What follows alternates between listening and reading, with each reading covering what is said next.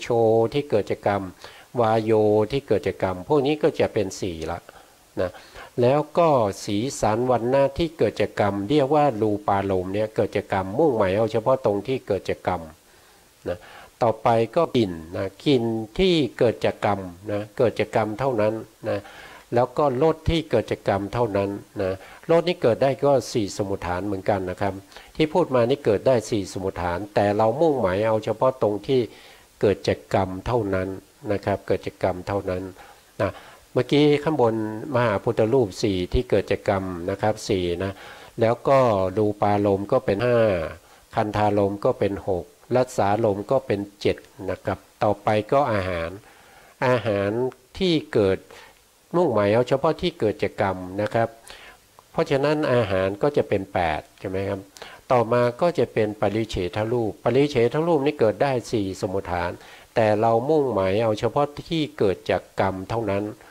นะครับก็จะเป็น9นะครับ9บวกกับ9ก็จะเป็น18ก็จะได้ตรงนี้มานะครับ18ตรงนี้เป็นจิตนะ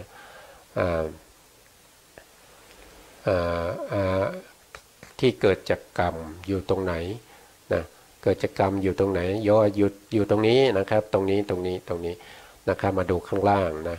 เขาอยู่ตรงนี้นะครับกรรมมัชรูปมีอยู่18นะครับมีอยู่18เขาจะอธิบายตรงนี้นะเขาจะอธิบายตรงนี้ก็คือมีภาษาทรูป5ภาวะรูป2หาทยรูป1ชีวิตตรูป1นี่เราผ่านบ่อยๆนะครับนี่เราผ่านบ่อยๆมีอยู่ทั้งหมด9ตรงนี้แล้วก็จะมีอวินิโภครูป8อวินิโภครูป8เป็นรูปที่แยกจากกันไม่ได้นะครับที่เราได้ศึกษาไปแล้วนะครับแยกจากกันไม่ได้ก็จะมีมหาพุทธรูป4นะมีรูปารมณ์มีคันธารมณ์มีรัสสารมณ์แล้วก็มีอาหารละรูปนะ8รูปนี้รวมกันก็จะเป็นอวินิโภครูปเป็นรูปที่แยกจากกันไม่ได้แล้วก็มีปริเฉทรูปอีก1ก็รวมเป็น9บวกกับ9ข้างบนก็จะเป็น18นะครับ18นะอันนี้ก็จะเป็นรูปที่เกิดจากกรรมนะรูปที่เกิดจากกรรมเนี่ยชื่อว่ารูปอะไรก็เป็นชื่อว่าอุปาทินนรูปนะครับอุปาทินนรูปคือรูปที่เกิดจากกรรมทั้งที่เป็นกุศลกรรมและก็อกุศลกรรมนะก็จะเป็นอย่างนี้นะครับนะต่อไปก็จะเป็นอนุปาทินนรูปอนุปาทินนรูปก็ตรงข้ามกับอุปาทินนรูปนะครับอนุปาทินนรูปคือรูปที่ไม่ได้เกิดจากกรรมนะไม่ได้เกิดจากอกุศลกรรมไม่ได้เกิดจากกุศลกรรมมีอยู่ทั้งหมด40รูปด้วยกัน40รูปนี้แยกออกมาก็จะได้3อย่างนะครับก็คือมีจิตตชรูปมีอยู่15อุตุชรูปมีอยู่13อาหารชรูปก็จะมีอยู่12นะก็จะมีอยู่ในลักษณะนี้รวมกันแล้วก็จะเป็น40นะครับก็จะเป็น40นะก็จะเป็น40รูปนะครับทีนี้จิตตชรูป15เนี่ยมันอยู่ตรงไหนนะก็มาดูรูปต่อนะครับก็มาดูรูปต่อนะครับจิตตชรูป15นะครับจิตตชรูป15จิตตชรูปเนี่ยก็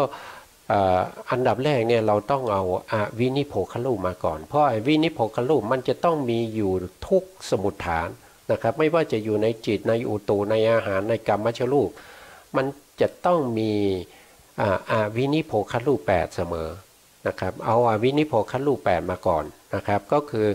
มีมหาพุทธรูป4มีรูปารมณ์มีคันธารมณ์รัสสารมณ์แล้วก็อาหารนะพวกนี้แยกจากกันไม่ได้เรียกว่าอวินิโภครูป8ก็ได้8แล้วนะได้มา8แล้วนะครับเกิดจากจิตมี15นะครับก็จะมีสัทธารูปอีก1รูปนะสัทธารูปก็คือเสียงที่เกิดจากจิตนะเกิดจากจิตอย่างเช่นผมกำลังพูดอยู่นี่มีเสียงไหมมีเสียงที่ผมพูดนี่จากอะไรเกิดจากจิตนะเกิดจากจิตนะเกิดจากจิตที่ผมกำลังศึกษาพระอภิธรรมร่วมกับท่านผู้ฟังและผู้ชมอยู่นะครับก็เกิดจากจิตตรงนี้นะครับ ก็จะได้เท่าไหร่นะครับก็จะได้9นะครับได้9อภินิพกขรูป8บวกกับเสียงอีก1ก็เป็น9นะแล้วก็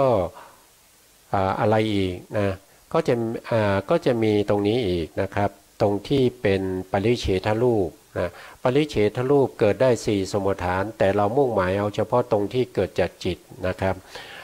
ก็จะเป็นรูปที่10นะรูปที่10นะครับ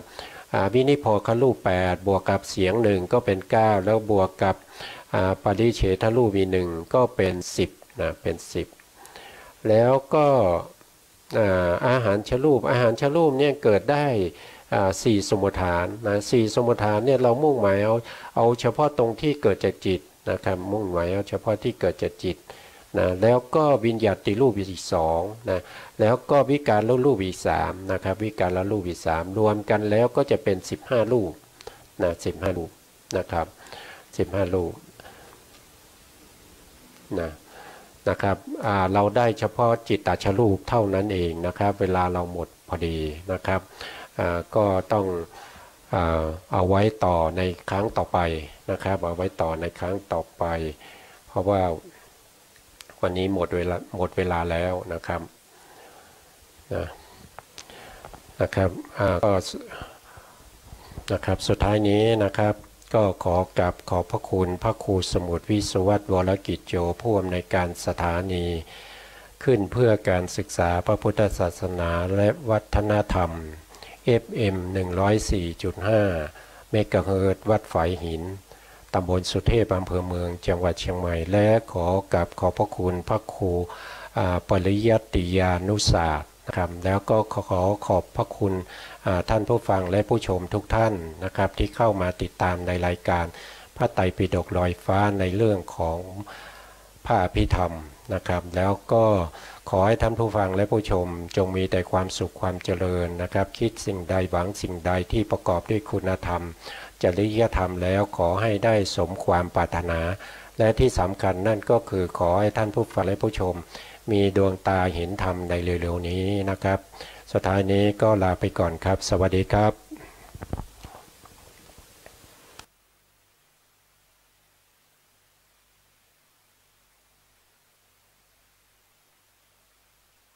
กัมมุนา